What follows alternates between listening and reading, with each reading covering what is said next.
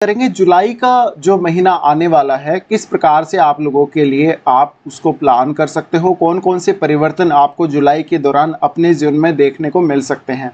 यहाँ पर हम बात कर रहे हैं वृश्चिक लगन वालों के लिए। तो अगर आपका चार्ट भी 8 नंबर से स्टार्ट होता है इस प्रकार से, तो आपका वृश्चिक लगन ही है और आपके लिए ये वीडियो काफ़ी ज़्यादा इम्पोर्टेंट हो जाती है।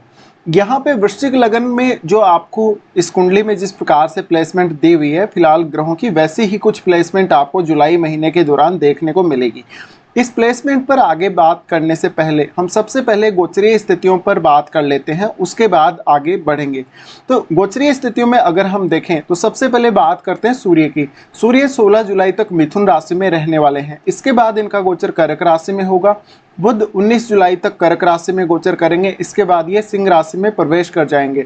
शुक्र का गोचर 7 जुलाई तक मिथुन राशि में होगा, इसके बाद इनका प्रवेश कर्क राशि में होगा। मंगल मेष राशि में रहेंगे और 12 जुलाई से वृषभ में प्रवेश कर जाएंगे। गुरु का गोचर वृषभ राशि में हो रहा है फिलहाल और गुरु वृषभ में ही रहने वाले हैं। शनि का गोचर कुंभ राशि में है और शनि वक्री स्थिति में है। चंद्रमा 1 जुलाई को हमें मेष राशि में गोचर करते हुए दिखेंगे। इसके अलावा बात करें अगर राहु और केतु की, तो इन दोनों के गोचर में फिलहाल कोई बदलाव नहीं है। जहां पर राहु मीन राशि में गोचर कर रहे हैं, वहीं केतु कन्या राशि में गोचर करते हुए दिखेंगे। तो ये गोचरीय स्थितियां हैं जिनको देखना आपके लिए बहुत ही ज़्यादा इम्पोर्टेंट है जब भी आप गोचर की बात करते हैं अपने लगन चार्ट के हिसाब से।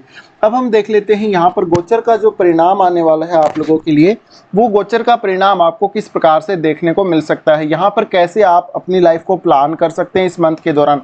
तो यहाँ पे आप ये देख पा रहे हैं कि आपका जो लग्नेश है वो मंगल है और मंगल की जो स्थिति है, अगर हम मंगल की स्थिति को देखेंगे तो मंगल आपके छठे घर में, जहां पर अपनी खुद की ही राशि में मंगल गोचर करने वाले हैं।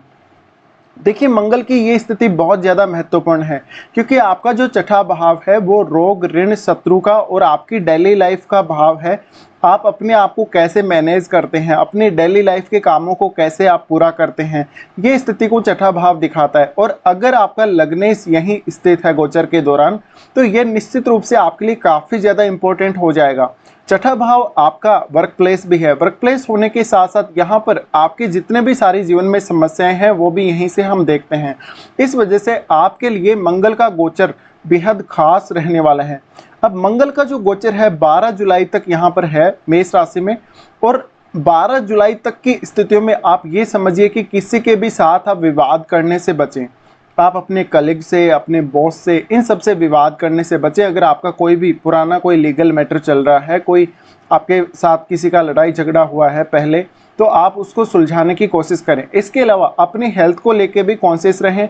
अगर आप ड्राइविंग वगैरह करते हैं तो थोड़ी सावधानी बरतें, आपको हेल्थ का कोई दिक्कत आ सकता है, आपको कहीं कोई चोट लगना, अचानक से कोई दुर्घटना वगैरह होना, इस प्रकार का चांस बन सकता है। इसके साथ साथ यहाँ पर आप में उग्रता बहुत ज़्यादा रहेगी। आप अगर अपने जॉब में परिवर्तन करने को देख रहे हैं या अपने कैरियर से संबंधित कोई बड़ा डिसीजन लेने वाले हैं तो इस समय आप जरूर प्लानिंग कर सकते हैं। अब यहाँ मंगल शुरुआत में चंद्रमा के साथ युति करके भी रहेंगे। ऐसे में चंद्रमा जब तक यहाँ है आपको एक मानसिक चिंता रहेगी, आपको खुद से बहुत ज़्यादा असंतुष्टि रहेगी। इसके साथ साथ आपको अपने स्वास्थ्य पर, विशेषकर अपने मानसिक स्वास्थ्य पर भी सबसे ज़्यादा ध्यान देना चाहिए। अब मंगल यहाँ से जो दृष्टि डाल रहे हैं, मंगल का सबसे पहले दृष्टि जाएगा आपके नवम भाव पर। नवम भाव पर दृष्टि होने की वजह से ऐसा मंगल आपको वर्क प्लेस चेंज करवा सकता है। इस दौरान जॉब वगैरह में भी आप परिवर्तन करने को देख सकते हैं। नवम भाव पर जब मंगल एस्पेक्ट करेंगे, यहाँ पर इनका नीच का घर है, ऐसी कंडीशन में यहाँ पर जितनी भी बाधाएं आपको आ रही हैं उनको मंगल दूर करने के लिए आपको प्रेरित करेंगे। इसके साथ साथ थोड़ी रुचि आपकी आध्यात्म में भी रहेगी। आपको अपने कैरियर की वजह से कोई लंबी दूरी की यात्रा करने को इस समय मिल सकती है। मंगल का एस्पेक्ट आपके 12वें भाव पर भी है, जहां वो तुला राशि को एस्पेक्ट करेंगे। ये शुक्र का ग्रह है और यहाँ पर अगर मंगल एस्पेक्ट कर रहे हैं तो थोड़ा सा ये आपके रिलेशनशिप के लिए अच्छी बात नहीं है। तो आपका जीवन साथी के साथ काफ़ी ज़्यादा मनमुटाव होना, उनके साथ किसी बात को लेकर तकरार होना, ये तय है। यहाँ पर आपको कोई बहुत ज़्यादा बड़ा खर्चा करना पड़ सकता है। कोई प्रॉपर्टी का विवाद चल रहा है या घर से संबंधित कोई लड़ाई झगड़ा चल रहा है, परिवार का कोई विवाद चल रहा है, तो आपको काफ़ी सावधान रहना पड़ेगा। अब यहाँ मंगल अपने ही घर को देखेंगे, आपके लगन को देखेंगे तो ऐसा मंगल आपको रिस्क लेने के लिए प्रेरित करेगा।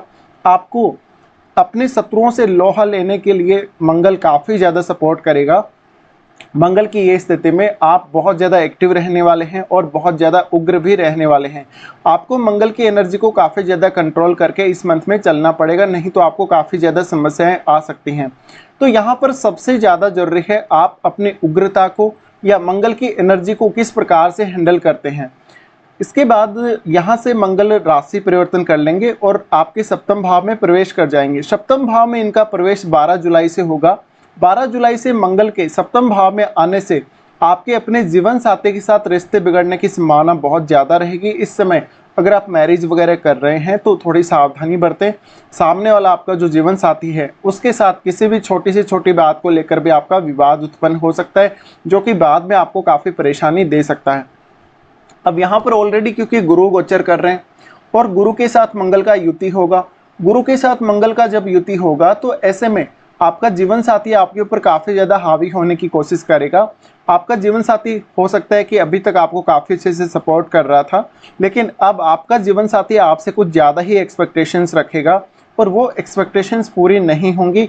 इसके साथ साथ अगर आपका गुरु और मंगल दोनों ही काफ़ी अच्छी स्थिति में है चार्ट में, तो आप अपने जीवन साथी के साथ मिलकर भी कोई काम कर सकते हैं, लेकिन यहाँ पर मंगल की उग्रता का सामना आपको अवश्य ही करना पड़ेगा।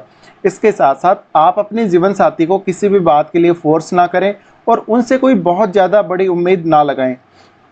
मंगल 7वें भाव में रहेंगे तो ये आपके पब्लिक बिहेव को या आपके कन्वर्सेशन को काफ़ी ज़्यादा प्रभावित करेगा, आपकी पब्लिक छवि को भी काफ़ी ज़्यादा प्रभावित करेगा। ऐसे में एक बहुत ही अच्छे विद्वान व्यक्ति की छवि आपकी बन सकती है, लेकिन आप साथ ही साथ बहुत ज़्यादा उग्र भी नज़र आ सकते हैं। मंगल का यहाँ से दृष्टि रहेगा आपके 10वें भाव पर, जहाँ पर वो आपके कार्य क्षेत्र में बहुत बड़ा योगदान करेंगे, क्योंकि मंगल आपके लग्नेश भी हैं और छठे घर के भी स्वामी हैं। ऐसी कंडीशन में कैरियर से संबंधित ये जो मंथ है आप लोगों के लिए, वृश्चिक लगन वालों के लिए बहुत ही ज़्यादा इंपॉर्टेंट है। इस समय वास्तव में आपको अपने कैरियर पर ही सबसे ज़्यादा फोकस रखना चाहिए। अब क्योंकि मंगल की दृष्टि आ रही है आपके 10वें भाव पर, मंगल की ये दृष्टि लगभग 12 जुलाई से आपको काफ़ी ज़्यादा सपोर्ट करेगी आपके कैरियर वगैरह के लिए। ऐसी कंडीशन में आपका कैरियर में आगे बढ़ना तय है।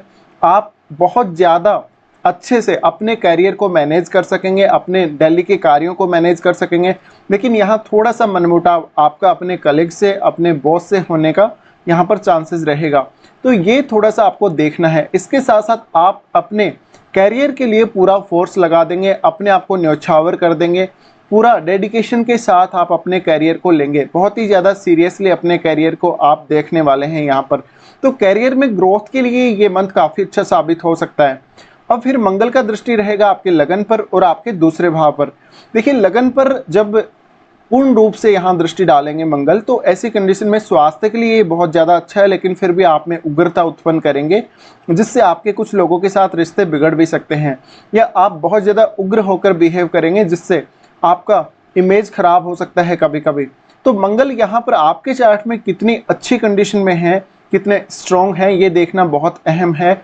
वास्तव में क्या मंगल किसी क्रूर ग्रह के साथ आपके चार्ट में बैठे हैं, ये भी देखना आपको काफ़ी ज़रूरी रहेगा। अब मंगल का दृष्टि क्योंकि आपके दूसरे भाव पर रहेगा, दूसरे भाव पर मंगल का दृष्टि होने की वजह से ये समय में आपको आपके बिजनेस अगर कुछ कर रहे हो तो ज़्यादा कुछ गेन हो सकता है, धन संबंधी, संपत्ति संबंधी कोई फ़ायदा हो सकता है, लेकिन परिवार के ऊपर आप काफ़ी ज़्यादा हावी होने को देखेंगे, अपने परिवार को आप काफ़ी डोमिनेट करने को देखेंगे। ये स्थिति आपको थोड़ा सा परेशान अवश्य कर सकती है कभी कभी, क्योंकि ये वाणी को लेकर दिक्कतें उत्पन्न करेगी। उसके बाद यहाँ से हम आगे बढ़ जाते हैं और बात कर लेते हैं गुरु के बारे में। गुरु जो कि आपके दूसरे भाव के स्वामी और आपके पंचम भाव के स्वामी बनते हैं। गुरु का गोचर है आपके सप्तम भाव में। सप्तम भाव में देखिए गुरु का गोचर है तो ये जीवन साथी को काफ़ी ज़्यादा हावी होने के लिए प्रेरित करेगा। इस समय आपकी मैरिज का भी काफ़ी स्ट्रॉन्ग योग बन रहा है, और जैसे अभी हमने मंगल के बारे में चर्चा की, मंगल क्योंकि आपके लग्नेश बनते हैं, लग्नेश होने की वजह से गुरु के साथ जब अभी मंगल जैसे युति करेंगे इस मंथ के स्टार्टिंग में, यानी लगभग ये 12 जुलाई के बाद होगा। 12 जुलाई के बाद ऐसा हो सकता है कि आपको कोई अपना ऐसा जीवन साथी मिल सकता है जिससे आपकी बाद में मैरिज हो सकती है, या उन्हीं के साथ आपकी मैरिज के रिगार्डिंग कुछ बात चल सकती है। ये भी आपको देखना है, क्योंकि जस्ट ये गुरु यहाँ पर हैं तो गुरु के साथ अगर मंगल का युति होता है, ऐसे में मंगल आप स्वयं हैं, यानी मंगल आपको खुद को रिप्रेजेंट कर रहे हैं। और आप ये समझिए कि अगर सप्तम भाव में ये युति हो रहा है तो हो सकता है कि अगर आपका शुक्र का कोई यहाँ पे एस्पेक्ट है या शुक्र ऑलरेडी यहाँ बैठे हैं, तो फिर और भी अधिक चांसेस बढ़ जाएंगे कि आपका जो फ्यूचर का होने वाला जो आपका स्पाउस है उससे आपका मिलन या उनसे आपकी मुलाकात इस मंथ में हो सकती है। तो 12 जुलाई के बाद इसके सबसे ज़्यादा चांसेस रहेंगे। अब देखिए, गुरु यहाँ दूसरे घर के स्वामी है और 5वें घर के स्वामी हैं।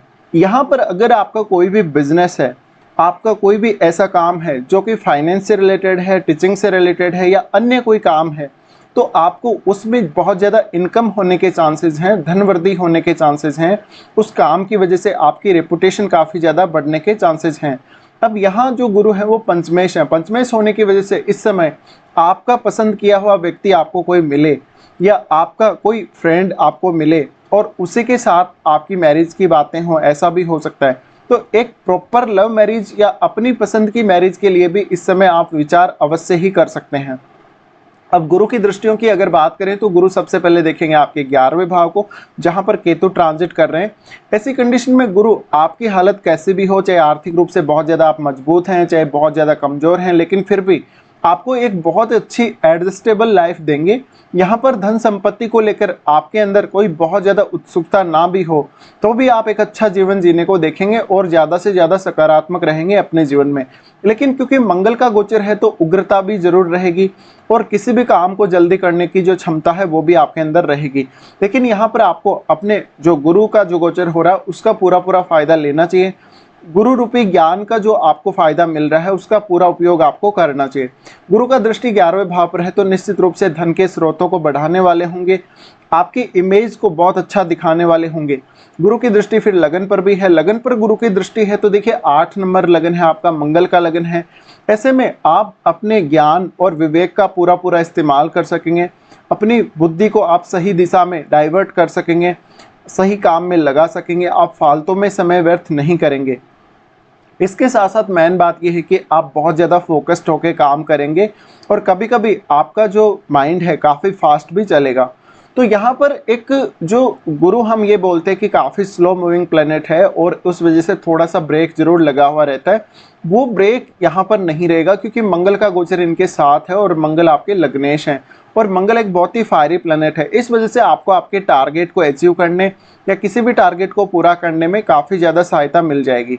अब यहाँ पर जो गुरु का दृष्टि है उसके बाद ये तीसरे घर को देख रहे हैं। तीसरे घर पर जब ये एस्पेक्ट डालेंगे, ऐसी कंडीशन में आप जो भी मेहनत कर रहे हैं वो ज़्यादातर बौद्धिक कार्य करेंगे। शारीरिक जो कार्य हैं उनकी संभावना कम ही है। यहाँ पर जितनी अपनी बुद्धि का इस्तेमाल करेंगे, जितने अपने विवेक का इस्तेमाल करेंगे उतना आपके लिए उचित रहेगा।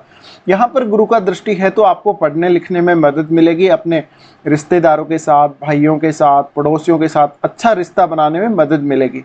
इसके साथ साथ कुछ ना कुछ आप ऐसा करेंगे जो आपके लिए काफ़ी ज़्यादा क्रिएटिव होगा। आप अपनी हॉबीज़ पे भी थोड़ा सा फोकस कर सकेंगे।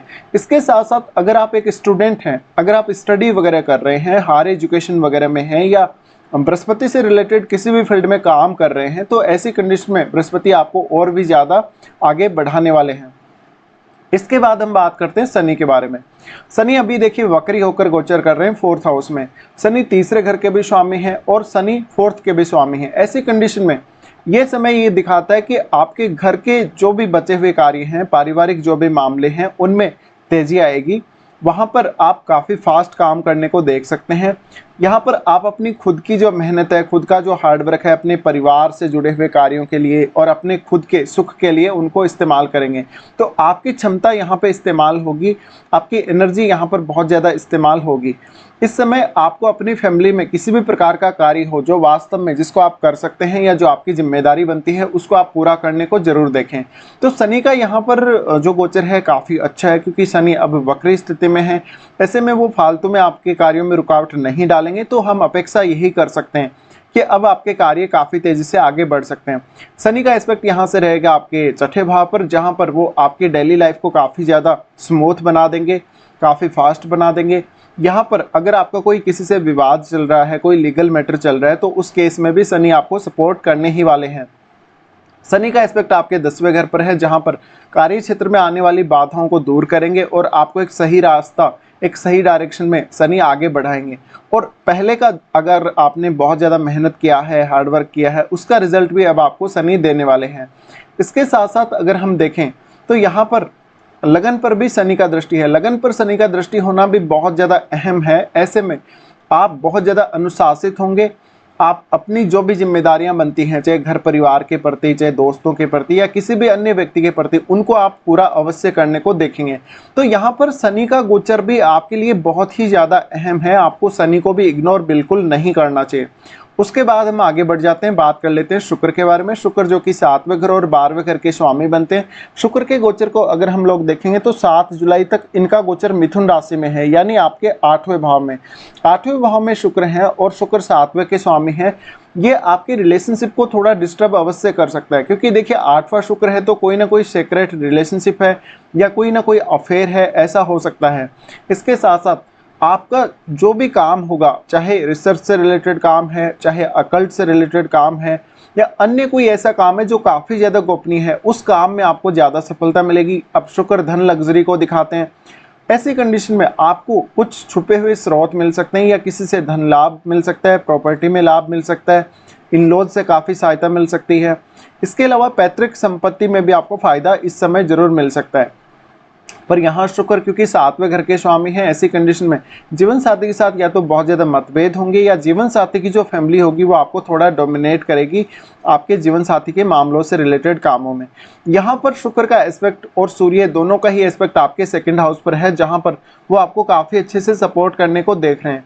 इसी प्रकार से अगर हम देखें तो शुक्र का एस्पेक्ट यहाँ पर होने की वजह से आपके धन में वृद्धि करेंगे, आपको एक अच्छी लाइफ स्टाइल देखने को मिलेगी। आप अपने घर परिवार के कामों पर थोड़ा पैसा ज़्यादा खर्च करेंगे। यहाँ पर शुक्र का एस्पेक्ट होने की वजह से वाणी पर भी काफ़ी अच्छा असर पड़ेगा। इस वजह से आप काफ़ी क्रिएटिव हो सकते हैं, आपको क्रिएटिव वर्क में काफ़ी सफलता मिल सकती है। लेकिन थोड़ा सा यहाँ शुक्र जो है रिलेशनशिप को बिगाड़ने का काम अवश्य ही करेगा।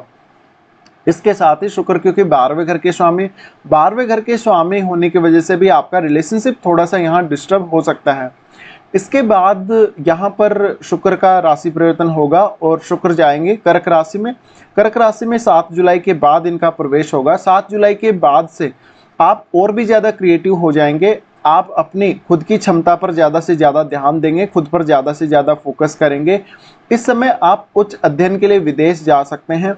आप अपने जीवन साथी के साथ कोई लंबी दूरी की यात्रा पर जा सकते हैं, कोई ऐसी यात्रा पर जा सकते हैं जहां पर आप कुछ नया एक्सप्लोर करेंगे, कुछ नया खोजेंगे, कुछ नया स्टडी वगैरह करेंगे। इन सब कार्यों के लिए शुक्र का ये गोचर बहुत ज़्यादा अहम रहने वाला है। इसके साथ साथ शुक्र के इस गोचर में आपको किसी भी प्रकार के ऐसे कार्य में सफलता मिल सकती है, जैसे आध्यात्मिक कार्य है या कोई आप किसी विशेष कल्चर के बारे में कुछ जानना चाहते हैं, किसी दूसरे देश के कल्चर के बारे में या किसी दूसरे स्टेट के कल्चर के बारे में जानना चाहते हैं, तो ऐसी उत्सुकता आपके मन में उत्पन्न हो सकती है। इसके साथ साथ ये समय आपके लिए बिजनेस के मामले में काफ़ी ज़्यादा भाग्यशाली साबित होगा। शुक्र का दृष्टि क्योंकि 3रे भाव पर भी रहेगा, तो ऐसे में आप अपनी क्षमताओं का पूरा उपयोग कर सकेंगे। इसके बाद हम आगे बढ़ जाते हैं और बात कर लेते हैं बुध के बारे में। बुध के गोचर को अगर हम देखेंगे तो बुध यहाँ 8वें घर के स्वामी है और आपके 11वें घर के स्वामी है। 8वें और 11वें घर के स्वामी होकर आपके 9वें भाव में बुध का गोचर हो रहा है। बुध का गोचर आपके लिए काफ़ी ज़्यादा इंपॉर्टेंट है। 19 जुलाई तक बुध क्योंकि कर्क राशि में ही है, ऐसे में बुध यहाँ पर होते हुए आपकी सीखने, समझने या कुछ नया पढ़ने या हायर एजुकेशन से संबंधित क्षमताओं को डेवलप करेंगे। बुध का दृष्टि यहाँ पर 3रे भाव पर रहेगा। ऐसी कंडीशन में आपके कम्युनिकेशन को मजबूत करेंगे। जो कुछ आपने सीखा है उसको दूसरों को बताने, दूसरों के सामने आपको एक्सप्लेन करने में ज़रूर मदद मिलेगी। इसके साथ साथ ऐसा बुध आपकी बहुत सारी स्किल्स को बढ़ाने का काम करेगा। वास्तव में आपको बहुत ज़्यादा मल्टीटास्किंग बनाएगा। बुध यहाँ पर 9वें भाव में है, तो निश्चित रूप से आपने कोई रिसर्च जैसा काम करा है, कोई अकल्ट के फील्ड में काम करा है, आध्यात्मिक फील्ड में काम करा है, उन कार्यों से आपको काफ़ी फायदा मिलने वाला है। इसके साथ ही जो बुध हैं वो आपके 11वें घर के स्वामी, 11वें घर के स्वामी होने की वजह से आप में बुध से संबंधित कोई भी टैलेंट है, कोई भी क्षमता है, उसका उपयोग करके आप धन अर्जित कर सकते हो। इसके बाद यहाँ से बुध का राशि परिवर्तन होगा और बुध प्रवेश करेंगे सिंह राशि में। सिंह राशि में इनका प्रवेश आपके लिए बहुत ज़्यादा अहम रहने वाला है, क्योंकि ये 10वां घर है और 10वां घर यहाँ ये सूर्य का घर है। ऐसी कंडीशन में आप ज़्यादा से ज़्यादा फोकस करेंगे अपने प्रोफेशन पे या अपने काम पे। आपको काम में बहुत अच्छी सफलता मिलेगी। आपको ऐसी कंडीशन का सामना अब नहीं करना पड़ेगा जैसे कि आप कहीं स्टक हो रखे थे, बहुत ज़्यादा आपका काम आगे नहीं बढ़ रहा था आपको, या कोई प्रॉब्लम का सॉल्यूशन नहीं मिल रहा था। ऐसे मामलों में बुध आपको बहुत ज़्यादा सपोर्ट करने का काम यहाँ करने वाले हैं। तो बुध का गोचर काफ़ी अहम है आप लोगों के लिए, और बुध आपको काफ़ी ज़्यादा सपोर्ट करेंगे एक सही डायरेक्शन में आगे बढ़ने के लिए। बुध का एस्पेक्ट यहाँ से रहेगा आपके 4th हाउस पर, जहाँ पर आप अपने घर परिवार के कार्यों को भी बेहतरीन तरीके से मैनेज कर सकेंगे और घर परिवार को भी थोड़ा समय अवश्य निकाल कर दे सकेंगे। तो बुध का गोचर भी काफ़ी ज़्यादा अहम है। अब हम बात कर लेते हैं चंद्रमा के बारे में। चंद्रमा जो कि आपके 9वें भाव के स्वामी बनते हैं। चंद्रमा का गोचर अगर हम देखेंगे तो इस मंथ के स्टार्टिंग में आपके 6th हाउस में रहेगा, जहाँ पर वो मंगल के साथ भी युति करेंगे लगभग 2 दिन तक। 2 दिन तक आपके अंदर इमोशंस बहुत ज़्यादा होंगे, आप अपने आप को कंट्रोल नहीं कर सकेंगे, फिजिकली और मेंटली दोनों ही प्रकार से आप कंट्रोल नहीं कर सकेंगे। इस समय कोई बहुत गलत डिसीजन हो सकता है, बहुत ज़्यादा जल्दबाजी में लिया गया डिसीजन हो तो गलत हो सकता है, आपको फाइनेंशियली कोई नुकसान हो सकता है। इसके साथ साथ इस समय आप दूसरों की सहायता ज़्यादा करने को देखेंगे और कभी कभी खुद का नुकसान भी कर लेंगे। तो शुरुआती 2 दिन में बहुत ज़्यादा आपको सतर्क रहना पड़ेगा। इसके साथ साथ आप फिजिकली और मेंटली बहुत ज़्यादा एक्टिव रह सकते हैं शुरुआती 2 दिन में। चंद्रमा उसके बाद प्रवेश करेंगे आपके 7वें भाव में, जहां पर वो गुरु के साथ युति करेंगे।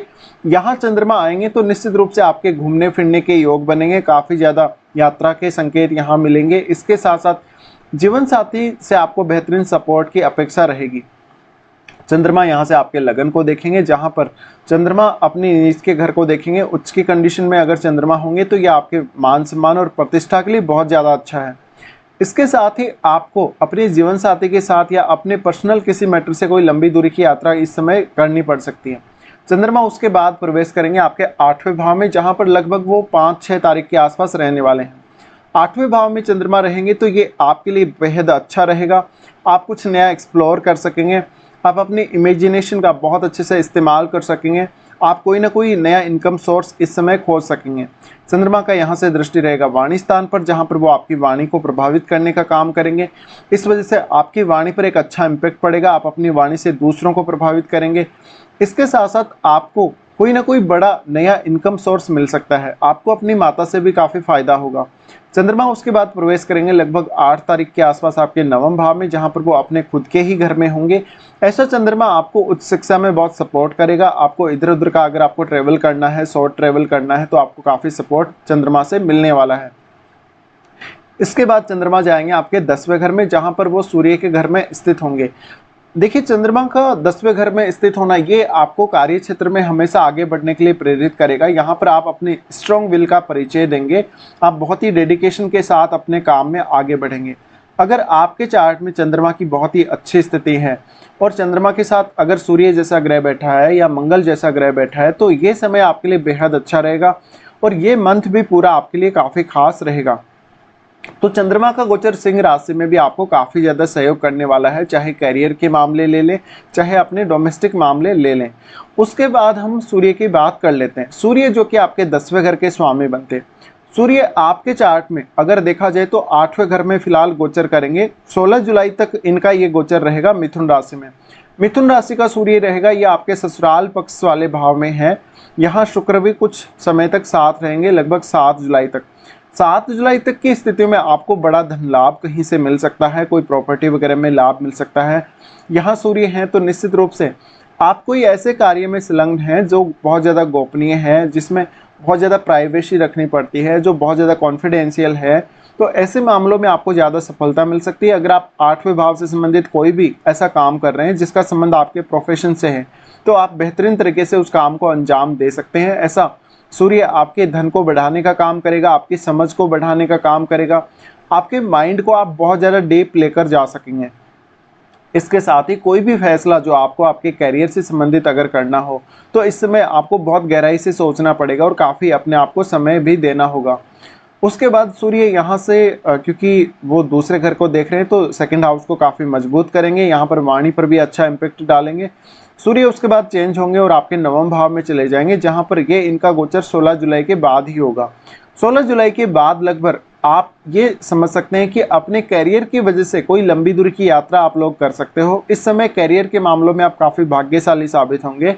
आपको हो सकता है कि किसी दूसरे स्टेट की यात्रा करनी पड़े, या इवन अगर विदेश यात्रा का भी प्लान कर रहे हो तो वो भी पॉसिबल हो सकता है। डिपेंड करता है कि आपके ओवरऑल चार्ट में सूर्य या फिर शुक्र की स्थिति क्या है। यहाँ सूर्य होंगे तो निश्चित रूप से आपको आपके कार्य क्षेत्र में ज़्यादा से ज़्यादा मदद मिल सकेगी। और सूर्य क्योंकि 10वें घर के स्वामी हैं, इस वजह से अगर आपका कोई भी लंबा टूर होता है या अपने करियर पर्पज़ की वजह से कोई काम होता है, आप उस पर फोकस जरूर करिएगा, आपको मनचाही सफलता मिल सकती है। अब देखिए, ये मंथ अगर हम ओवरऑल देखेंगे तो ये करियर के रिगार्डिंग बहुत अच्छा मंथ होने वाला है, रिलेशनशिप के रिगार्डिंग भी, और ये वास्तव में आपकी डेली लाइफ के ऊपर बहुत बड़ा इम्पैक्ट छोड़ेगा। अब यहाँ पर देखिए, हम राहु केतु के बारे में कोई खास चर्चा नहीं करने वाले। अब हम सीधा बात करेंगे कुछ अच्छे और खराब दिनों की। सबसे पहले देख लेते हैं अच्छे दिन कौन कौन से आपके लिए इस मंथ में आने वाले हैं। अच्छे दिनों की जहाँ तक बात है, 2, 3, 6 से 10 तारीख तक, 19 और 20, फिर 29 और 30 तारीख, ये आप लोगों के लिए बेहद खास दिन रहेंगे। अगर आपका कोई भी ऐसा काम है जो नहीं बन पा रहा, जिसमें आपको बार बार रुकावट देखने को मिल रही है, बहुत ज़्यादा समस्याएं आ रही हैं, जहाँ पर आपको किसी का सपोर्ट नहीं है, आप उन कार्यों को इन दिनों में जरूर प्लान कर सकते हो। देखिए, यहाँ पर जो दिन है, ये दिन चंद्रमा के गोचर से डिसाइड होते हैं और ये आपके ओवरऑल चार्ट से भी डिसाइड होते हैं। ऐसी कंडीशन में इनमें जो दिन बताए गए हैं वो सिर्फ और सिर्फ गोचर के आधार पर ही बताए गए हैं। अब देखिए, आगे बढ़ जाते हैं और देख लेते हैं कौन कौन से ऐसे दिन हैं जो काफ़ी खराब आपके लिए रह सकते हैं। सबसे पहले तो जब चंद्रमा का गोचर मेष राशि में होगा तो चंद्रमा यहाँ आपके छठे भाव से गुजरेंगे। छठे भाव से गुजरेंगे तो लगभग 1 तारीख, 27 तारीख और 28 तारीख के समय में आपको बहुत ज़्यादा उग्रता महसूस हो सकती है। विशेषकर 1 तारीख को आप मानसिक रूप से काफ़ी परेशान रह सकते हैं, उग्र रह सकते हैं। जल्दबाजी में कोई भी फैसला ना करें। इसके साथ साथ आपके धन संबंधी फैसले, आपके कार्य क्षेत्र से संबंधित फैसले लेने के लिए ये 3 दिन उतने अच्छे नहीं हैं। चंद्रमा का गोचर जब मिथुन राशि में होगा तो 4, 5 और 31 तारीख को, ये 3 दिनों के लिए आपके आर्थिक स्थिति में कोई बहुत बड़ा बदलाव हो सकता है। अपने घर परिवार से संबंधित या अपने रिलेशनशिप से संबंधित आप कोई बड़ा फैसला इस समय ले सकेंगे। इस समय में आपका मन बहुत ज़्यादा गूढ़ विषयों की तरफ आगे बढ़ेगा। 4, 5 और 31 तारीख को अगर आपको कुछ नया सीखना है, कुछ नया एक्सप्लोर करना है, तो इनके लिए समय काफ़ी अच्छा रहेगा, लेकिन मानसिक तनाव और चिंता से आप घिरे हुए रह सकते हैं। चंद्रमा का गोचर जब तुला राशि में होगा 14 और 15 को, ये समय आपके लिए बेहद खास रहेगा। इन 2 दिनों में कोई भी ऐसा फैसला ना लें जो आपके लिए बहुत ही ज़्यादा इंपॉर्टेंट होने वाला है फ्यूचर में। 14 और 15 को आप अपने स्वास्थ्य का ख्याल रखें, आपके खर्चे भी बहुत ज़्यादा बढ़ सकते हैं और डेली लाइफ में कुछ दिक्कतें ऐसी हो सकती हैं जिन पर आप कोई एक्शन नहीं ले सकेंगे। तो ये कुछ खराब दिन आप लोगों के लिए रहने वाले हैं। तो फिलहाल हमने सभी जो एस्पेक्ट थे, गोचरीय जो युति थी और जो भी ग्रहों का गोचर था, उसके बारे में बात की। फिलहाल वीडियो देखने के लिए आप लोगों को धन्यवाद।